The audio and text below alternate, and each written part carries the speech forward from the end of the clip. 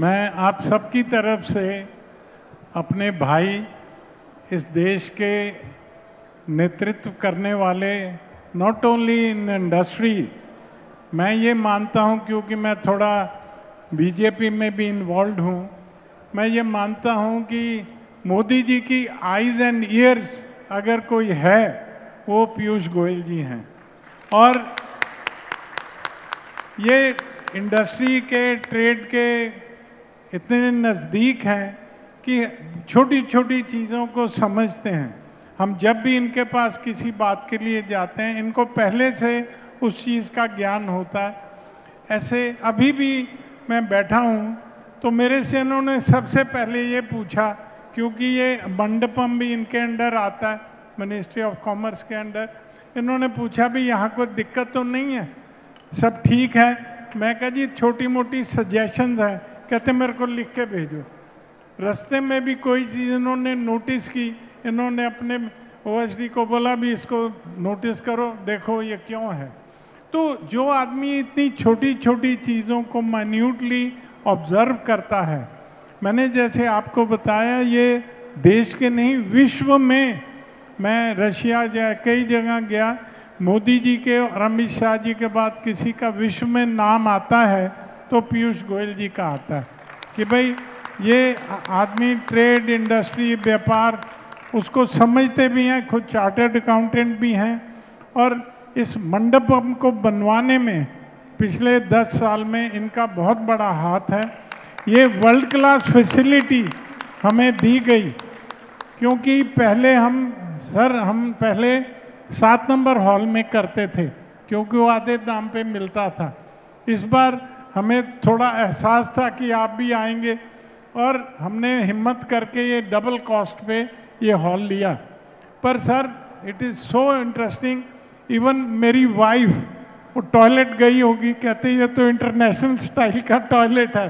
तो छोटी छोटी चीज़ें मैटर करती हैं जो मैन्यूटली भैया ने अभी एक छोटी सी चीज़ को नोटिस किया और अभी उसका बोला इन्होंने कि भी ये देखो क्यों ऐसे है। तो हमारी भी छोटी छोटी समस्याएं हैं, छोटी छोटी अपेक्षाएं हैं। तो आज आप देखिए, मैं भाई साहब एक थोड़ी पीड़ा है मन में। 6 जनों के 3 महीने से हमने चक्कर काटे मंत्रियों के कि भी आप आओ, अलग अलग सारे, फिक्की होगा, सीआईए होगा, सब जाएंगे। गरीब आदमी क्या कोई नहीं आता, आप आयो। सर हम लोग धन्य हैं, सिर्फ हमारे भाई आ गए, पूरे देश में ये मैसेज जाएगा कि हमारे जैसे छोटे छोटे लोगों की, गरीबों की आवाज़ कौन सुनता है, उसका नाम है पीयूष गोयल। सर मीडिया के माध्यम से और के माध्यम से पूरे देश में ये मैसेज जाने वाला है। और मैं आपकी इजाज़त के बिना ये बोल रहा हूँ कि हमारी आवाज़ सुनने वाला कोई सरकार में है तो उसका नाम है पीयूष गोयल। एक चीज़ और मैं सर कहना चाह, मैंने शायद मिला होता तब भी कहा होगा, सर चुनाव है, हम लोग वोटर हैं, किसानों की पूछ है, मजदूरों की पूछ है। सर आज हम किसान और मजदूर से ऊपर हैं वोटर। 60 करोड़ लोग एमएसएमई, ट्रेड, इंडस्ट्री से जुड़े हैं। 7 करोड़ एमएसएमई यूनिट हैं, 12 करोड़ लोग डायरेक्टली इससे जुड़े हैं, परिवार और सब सप्लायर और अकाउंटेंट हैं। हम कम से कम 60 करोड़ हैं। और अगर किसान भी 2 तरह के हैं, एक भूमिहीन है, एक भूमिहर है।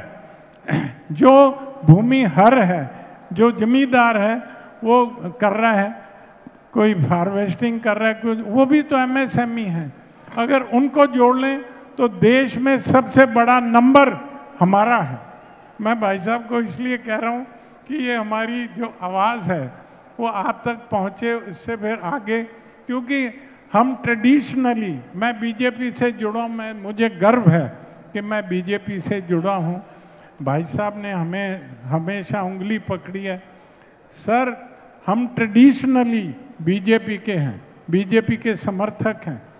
हमारी थोड़ी सी आप समझ लीजिए कि आंखें पोंछने की ज़रूरत है, थोड़े थोड़े इनको, जैसे ना जी एमएसएमई के पहले मंत्री थे वो महाराष्ट्र में ही व्यस्त रहते थे। हमने कई बार जाना, he was very good person, पर उनके पास व्यस्तता थी। अभी ये बिहार से हैं, तो सर थोड़ा हम रो पिटने आपके पास ही आएंगे, ये आप समझ लीजिए। क्यों जी? राइट। तो एमएसएमई के बारे में जो है सर, आप हमसे ज़्यादा जानते हैं। हमें ये पता लगा कि आपके पास टाइम कम है, आई एम टोल्ड। अब देखिए, जो आदमी ही इज़ कमिंग, अभी मेरे को बताया इन्होंने, एयरपोर्ट से सीधा आ रहे हैं, he is coming from Bombay. इन्होंने इस टाइप की फ़्लाइट ली कि हमारा प्रोग्राम मिस ना हो। हम सब इस चीज़ के लिए आभारी हैं। और एमएसएमईज देश की, और हम अपनी बड़ाई खुद कर रहे हैं। हैंडीक्राफ्ट से स्पेस क्राफ्ट, चरखे से चंद्रयान।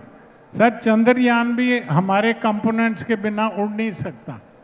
और रशिया, ये फ्रांस, अमेरिका, जर्मनी हमारे चंद्रयान में अपने सैटेलाइट क्यों लॉन्च करते हैं? कि उनकी अपनी कॉस्ट से हमारी कॉस्ट 4 टाइम्स कम है। तो वो क्यों कम है? क्योंकि एमएसएमईज बड़े सस्ते दाम पे अच्छी टेक्नोलॉजीज दे रहे हैं। सिर्फ आपका थोड़ा समर्थन आज मिले, आप कुछ हमारे लिए आज अनाउंस कर दें कि भाई सरकार आपके लिए ये कर रही है, सारे खुश हो जाएंगे। बहुत बहुत धन्यवाद। मैं आपका ज़्यादा समय ना लेके मैं चाहता हूँ कि आपको सुने हम। बहुत बहुत धन्यवाद रजनीश जी। मित्रों, क्या अंग्रेजी बोलनी है, हिंदी बोलनी है? क्योंकि कुछ विदेशी मेहमान भी हैं। मुझे दिक्कत नहीं है, मुझे लगा कुछ आपके विदेशी मेहमान हैं तो दिक्कत ना हो आपको। मित्रों, सबसे पहले तो बहुत आनंद आ रहा है कि हमारा एमएसएमई सेक्टर अपने देश में इतनी काबिलियत से, इतनी मेहनत से जो काम करता है, वो भी भारत मंडपम में अपनी बनाई हुई चीज़ें दिखाए, देश और दुनिया देखे हमारी ताकत क्या है। मैं बधाई देना चाहूँगा रजनीश जी को और एमएसएमई फोरम के सभी मान्य मित्रों को, ऑर्गेनाइजर्स को। आपकी मेहनत सफल हुई है। ये कार्यक्रम भी अच्छे तरीके से आज समाप्त होगा। इसके पहले का मैं कार्यक्रम देख रहा था, स्टार्टअप्स के ऊपर अच्छी हाई प्रोफाइल डिस्कशन हुई। सतीश रेड्डी जी भी यहाँ पर थे। एक प्रकार से आपने पूरे एमएसएमई के इकोसिस्टम को बल दिया है और मैं उम्मीद करूँगा आगे भी आप इसी तरीके से काम करते रहे, लोगों की बात हम तक अवश्य पहुँचाइए। हमारा फ़र्ज़ है कि आपकी बात सुने, आपके विषय के ऊपर गंभीरता से कार्रवाई करें। पर मैं आपको आश्वस्त कराना चाहता हूं, प्रधानमंत्री नरेंद्र मोदी जी और पूरी सरकार एमएसएमई की चिंता करती है, पूरी तरीके एमएसएमई के साथ खड़ी है। और अगर आप इतने दिनों में अलग अलग बजट हो, आत्मनिर्भर भारत पैकेज हो, इन सब का गहराई में जाएंगे तो आपको ध्यान में आएगा कि किस प्रकार से समय समय पर प्रधानमंत्री मोदी जी के नेतृत्व में सरकार एमएसएमई की समस्याओं के ऊपर समाधान निकालने के लिए तत्पर रही है। चाहे वो कोविड हो, जब कई छोटे लोगों को तकलीफ हुई थी, छोटी फैक्ट्रियां बंद हो गई थी, तब भी निर्मला जी ने स्कीम निकाली थी, क्रेडिट गारंटी स्कीम, जिसके तहत अधिक लिमिट्स देकर बैंकों ने लगभग सभी एमएसएमईज को पुनः विकास के राह पर लाने का काम किया। अभी के बजट में भी जो एमएसएमईज कभी तकलीफ में आती है, किसी प्रकार की उनको बैंकों में कठिनाई हो, तो तुरंत वो एनपीए की कैटेगरी में ना जाए, उसको किस प्रकार से क्रेडिट गारंटी देकर बैंक्स और अधिक सपोर्ट दें और वो आगे जा सके, इसकी चिंता निर्मला जी ने की है। स्टार्टअप्स के लिए भी कई सारे फंड्स हैं, फंड ऑफ फंड्स हैं, सीड कैपिटल फंड है, एक फंड एमएसएमई विभाग चलाता है। अगर कोई स्टार्टअप, अगर कोई एमएसएमई बड़े यूनिट लगाना चाहे, एमएसएमई से बाहर जाना चाहे, उसके लिए भी एक फंड एमएसएमई मंत्रालय चलाता है। आज के दिन तो आईपीओज भी हो रहे हैं। कई सारे हमारे स्मॉल या मीडियम इंडस्ट्रीज ने अपनी कंपनियों को लिस्ट किया है स्टॉक एक्सचेंज पर, बॉम्बे स्टॉक एक्सचेंज पर। तो एक प्रकार से मेरा मानना है, आप एमएसएमई को इतना कमज़ोर मत बनाइए, उसकी मानसिक स्थिति, उसकी सोच को कभी नकारात्मक मत बनाइए। एमएसएमई के पास ताकत है, एमएसएमई सफल है, एमएसएमई एक बहुत इम्पोर्टेंट योगदान देते हैं भारत की विकास यात्रा के लिए। और मुझे लगता है हमने सब ने कॉन्फिडेंस के साथ, आत्मविश्वास के साथ भारत की इस विकास यात्रा में अपना अपना काम करना चाहिए, आगे बढ़ना चाहिए। समस्याएं ऐसा नहीं है कि सिर्फ एमएसएमई को आती है, सभी को आती है। छोटा बड़ा गुड्स बनाता हो, सर्विसेज देता हो, किसी भी प्रकार का व्यापार या उद्योग चलाने में समस्याएं आने की संभावना तो निहित है उसके अंदर, जिसको रिस्क रिवॉर्ड फैक्टर कहते हैं। हम जब उद्यमी बनते हैं, उद्योजक बनते हैं, तो एक प्रकार या निवेशक भी बनते हैं, तो हम समझते हैं कि एक रिस्क रिवॉर्ड है। जितना ज़्यादा रिस्क लेते हैं उतना ज़्यादा रिवॉर्ड भी मिलते हैं, उतनी ज़्यादा आमदनी कमाई भी होती है। और मैं समझता हूँ एंटरप्रेन्योर उसी को कहते हैं जो रिस्क भी लेते हैं और बड़े हिम्मत के साथ आगे बढ़ने के लिए नए नए आइडियाज़, इनोवेटिव आइडियाज़, नए प्रकार के काम करने के ढंग लेकर अपने आप को दूसरों से अलग बनाता है और अपनी चीज़ों को देश और दुनिया तक लेके जाते हैं। आज भी अगर मैन्युफैक्चरिंग इकोसिस्टम देखें तो शायद ही कोई बड़ी यूनिट होगी जो एमएसएमई के ऊपर निर्भर ना हो।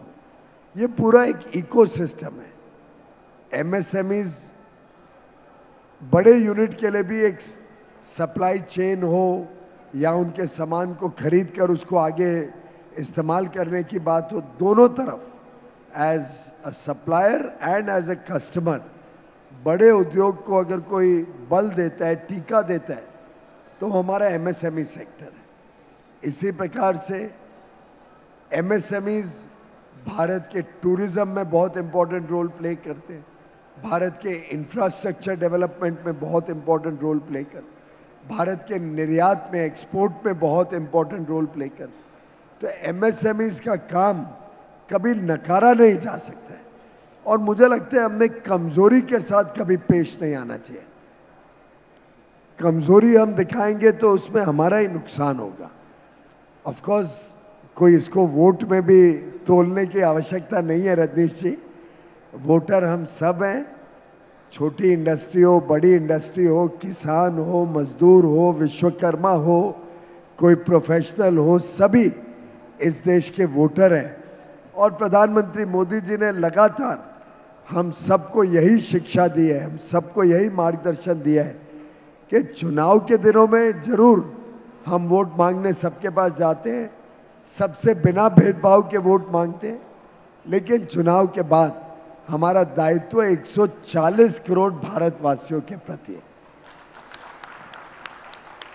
चुनाव के बाद हम ये नहीं बोल सकते कि ये वर्ग हमारे साथ है, ये वर्ग ने हमें समर्थन दिया नहीं दिया।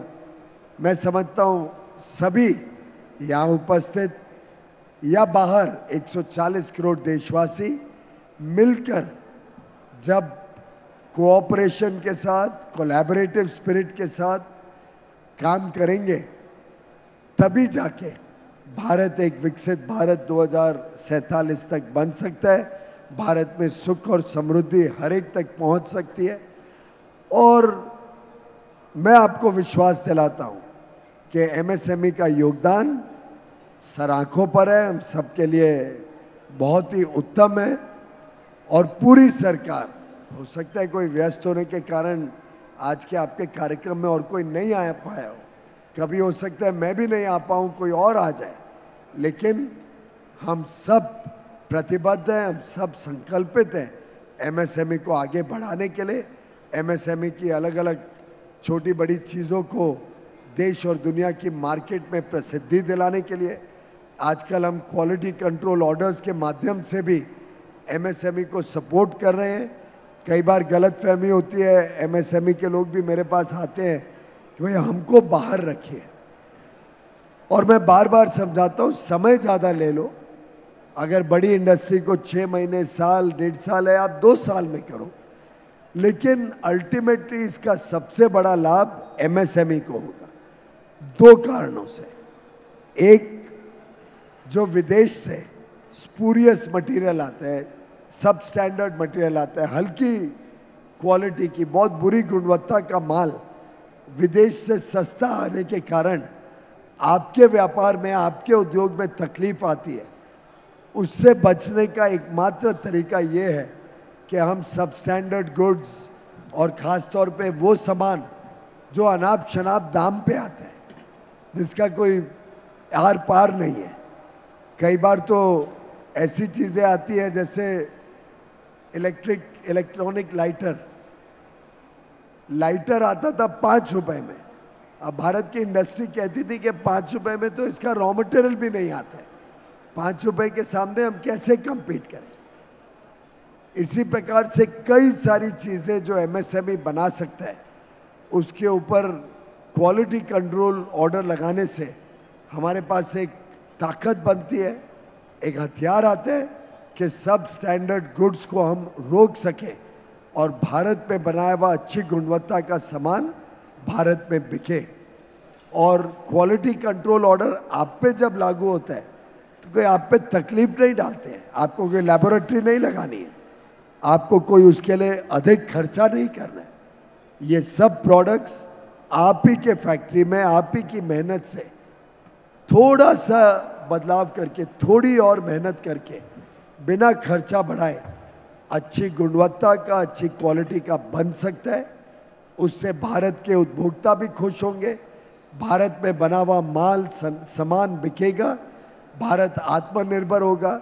और मैं आपको कई सारे उदाहरण बता सकता हूँ जहाँ क्वालिटी कंट्रोल ऑर्डर आने से भारत की प्रोडक्शन कैपेसिटी, कैपेबिलिटी और क्वालिटी तीनों सुधरी है, तीनों अच्छी हुई है, तीनों में वृद्धि आई है।